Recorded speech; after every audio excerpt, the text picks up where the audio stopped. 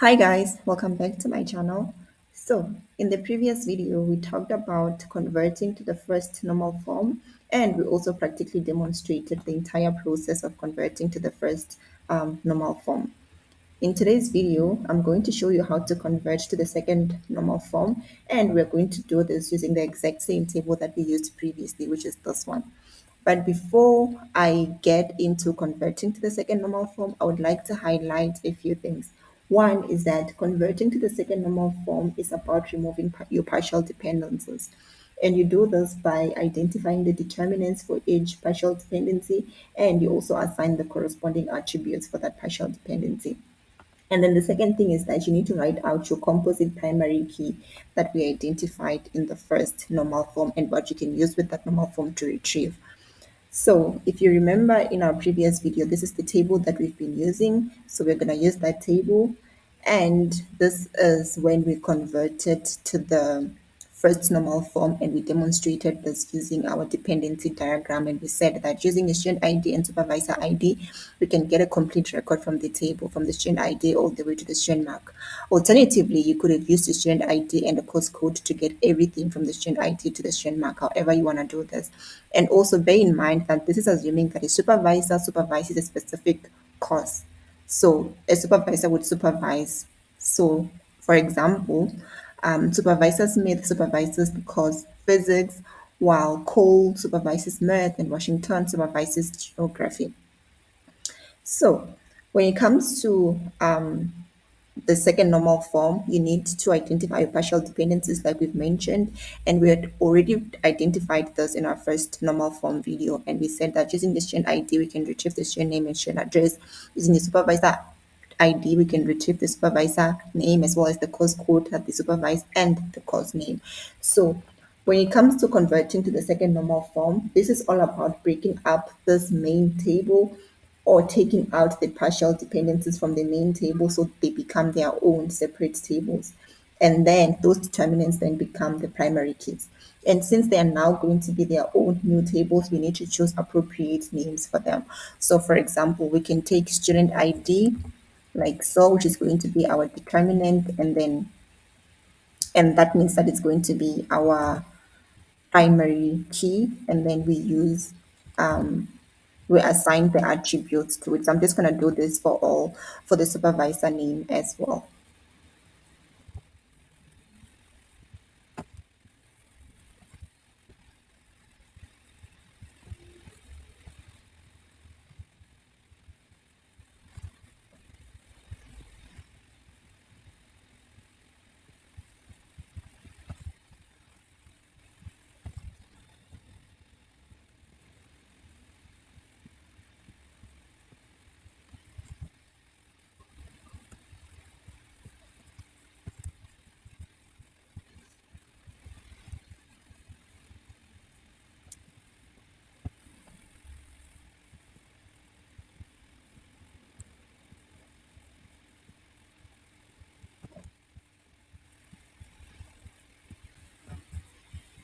So as you can see here, we've broken up our partial dependency, and then we're going to use our student ID as our determinant or primary key so we can get the student name and student address. And then this becomes its own table, and then we need to give an appropriate name for this. So as we can see, this table is specifically talking about students. So we can actually call it a students table. And remember, naming tables, you need to do it in a singular form because that's just the rule in databases.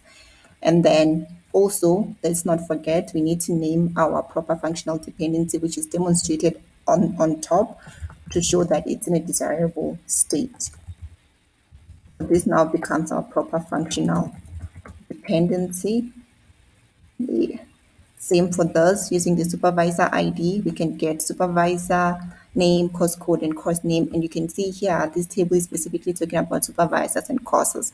So we can actually name it supervisor,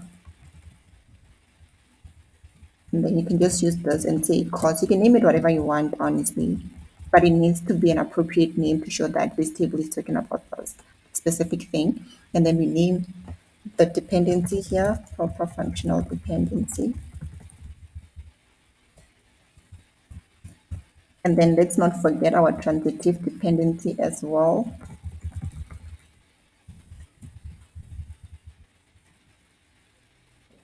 And then we do the same thing for the, remember we said our student ID and supervisor ID would help us retrieve everything in the table. But in this instance, our student ID and supervisor ID would actually help us get the student mark because we know that for this supervisor's course, the student got this mark. So then this becomes our, sorry, our proper functional dependency. If, let me just put a space there. Actually, this is wrong. Yeah. If you may, you can actually rename this and use your course code because that's more appropriate. But I choose to say the supervisor ID. And then we can just call this a marks table or results because it's talking about getting the results for, oh, sorry, it's supposed to be results. And then they, now you have converted to the second normal form by breaking your main table. You removed your partial dependencies, you made them their own tables.